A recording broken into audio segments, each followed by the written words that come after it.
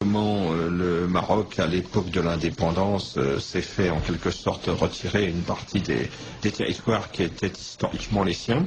Comment tout cela a été instrumentalisé par l'Algérie voisine qui cherche une façade maritime sur l'Atlantique et avec une communauté internationale pour le moins incertaine dans cette affaire. Oui, l'autre axe qui reliait le monde de l'Ouest africain à la Méditerranée. Ces axes étaient excentrés. Pourquoi? Parce qu'à l'est comme à l'ouest, nous avons deux zones géographiques tout à fait favorables. Le Nil, axe naturel de déplacement, et à l'ouest, le long du littoral atlantique, le long du littoral du Sahara occidental, nous avons une zone qui fait 40 à 50 km de large qui n'est pas le désert, du nord au sud. C'est une zone avec des petites dépressions, un minimum d'humidité. Tout ceci fait qu'il y a un minimum de végétation, faisant que traditionnellement les hommes sont passés par là. Très différente était la situation dans le centre du Sahara, où les axes caravaniers étaient des axes qui passaient à travers un désert très dur. Le Tassili, les monts du Hogar, le Tansdruft et éventuellement tout le désert du Messac libyen. Et j'ai été frappé de voir que depuis toujours, les tribus berbères sahariennes, déjà il y a 4000 ans, il y a 5000 ans, étaient en relation directe avec les tribus berbères qui vivent dans le nord de l'Afrique, et plus précisément de la Moulouya jusqu'à l'Atlantique. Ce sont les mêmes tribus, transhumances, apparentement, etc. Et l'historien que je suis a vu que dans la longue durée historique du Maroc, dans les 1200 ans d'histoire du Maroc, le Maroc, chaque fois qu'il était fort, était le pont entre le Niger, la vallée du Sénégal et la Méditerranée. Prolongement même jusqu'en Espagne, sujet que vous connaissez bien, Philippe Conrad, puisque jusqu'à la fin de la Reconquista, le Maroc s'étendait jusqu'au nord des détroit de Gibraltar. Et le Maroc contrôlait un axe qui partait du fleuve Sénégal et qui allait jusqu'en Andalousie. Et quand les partages coloniaux se sont faits, à la fin du XIXe siècle, pour son plus grand malheur, le Maroc était dans une phase de décadence depuis un siècle. Et le Maroc a été amputé.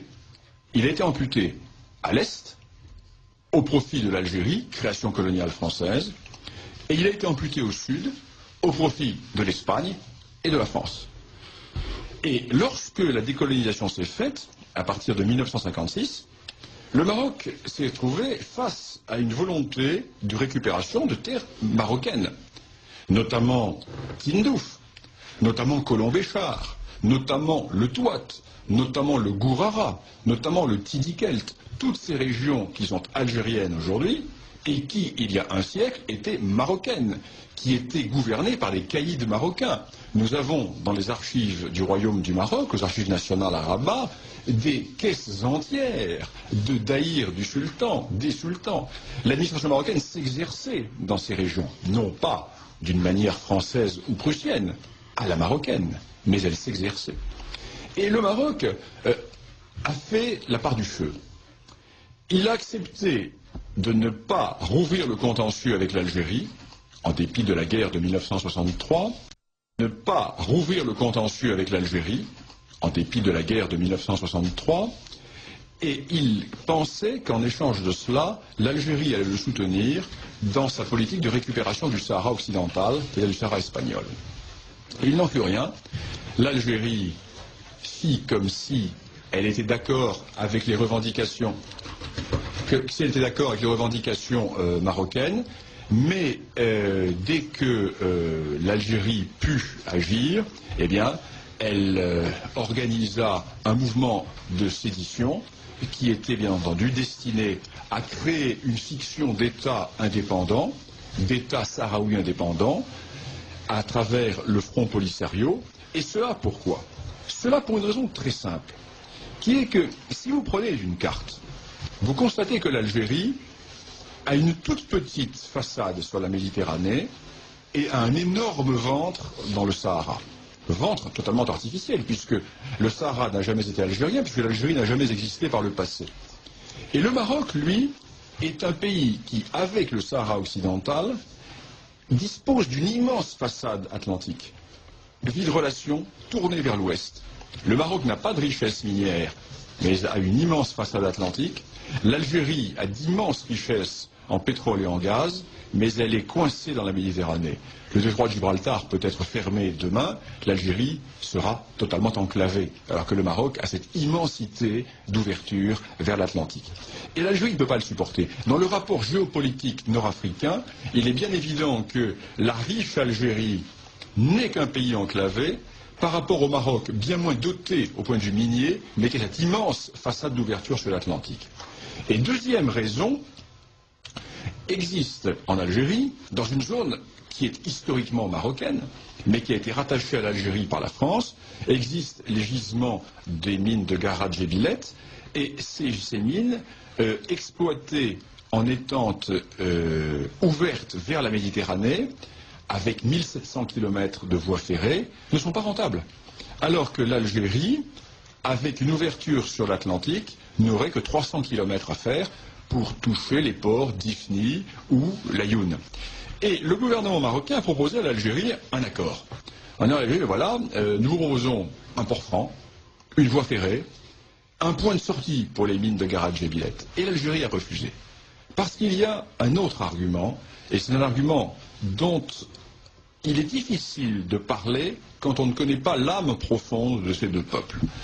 Lorsqu'on ne connaît pas l'âme profonde du peuple algérien, lorsqu'on ne connaît pas l'âme profonde du peuple marocain, les Algériens font un complexe d'infériorité par rapport aux Marocains. Ils font un complexe d'infériorité car ils ne sont en fait que des parvenus de l'histoire. Je ne le dis sans aucune agressivité, je le dis en toute amitié. Ce sont des parvenus de l'histoire. Ce pays n'a jamais existé. Au mieux, il fut une dépendance turque, une suite de bellicats. Et il était un monde d'anarchie. Il n'y a pas d'histoire de l'Algérie. D'ailleurs, Ferhat Abbas l'avait dit. J'ai visité les cimetières et je n'ai pas trouvé d'histoire de l'Algérie. Eh bien, de l'autre côté de la Moulouya, existe un royaume qui a 12 siècles d'histoire.